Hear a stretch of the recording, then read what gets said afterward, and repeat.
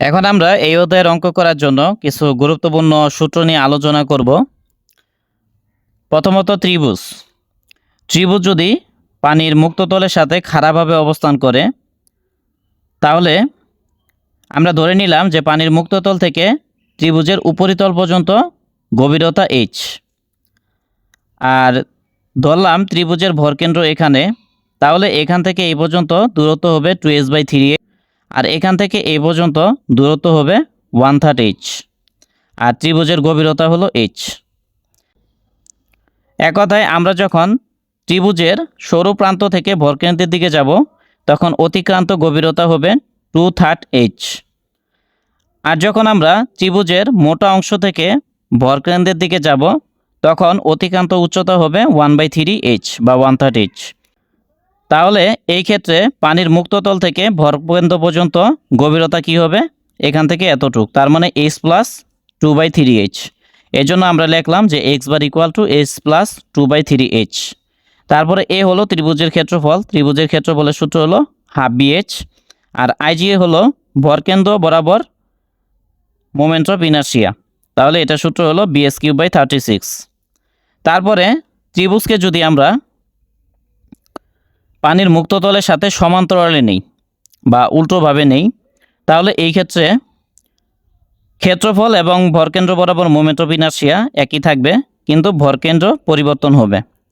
তাহলে আমরা ধরে নিব যে পানির মুক্ততল থেকে ত্রিভুজের উপরিতল পর্যন্ত গভীরতা h, আর যেহেতু এটা মোটা অংশ, তো মোটা অংশ থেকে যখন আমরা ভরকেন্দ্রের দিকে যাব, তখন অতিক্রান্ত দূরত্ব হবে 1/3 h, আর চিকন অংশ থেকে বা ত্রিভুজের সরু অংশ থেকে যখন আমরা ভরকেন্দ্রের দিকে যাব, তখন অতিক্রান্ত দূরত্ব হবে 2/3 h।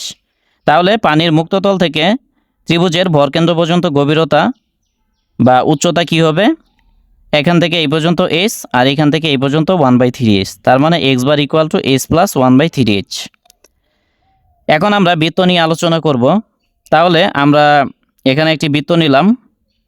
এখন পানির মুক্ততল থেকে বৃত্তের উপরিতল পর্যন্ত গভীরতাকে h ধরলাম, আর এখান থেকে এই পর্যন্ত বৃত্তের ব্যাসার্ধ r, বা আমরা বলতে পারি r ইকুয়াল টু d/2। এক কথায় ব্যাসার্ধ ব্যাসের অর্ধেক। আর এখান থেকে এই পর্যন্ত বৃত্তের ব্যাস d ধরে নিলাম, আর এখানে c হলো ভরকেন্দ্র। তাহলে পানির মুক্ততল থেকে ভরকেন্দ্র পর্যন্ত দূরত্ব কি হবে? এখান থেকে এই পর্যন্ত, এক কথায় h প্লাস r অথবা h প্লাস d/2। তাহলে আমরা লিখলাম x bar equal to h plus d/2 অথবা h প্লাস r। আর বৃত্তের ক্ষেত্রফল কি?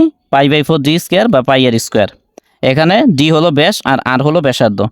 তারপরে IG মানে ভরকেন্দ্র বরাবর মোমেন্ট অফ ইনার্শিয়া, যার সূত্র হলো π/64 d⁴ বা π/4 r⁴।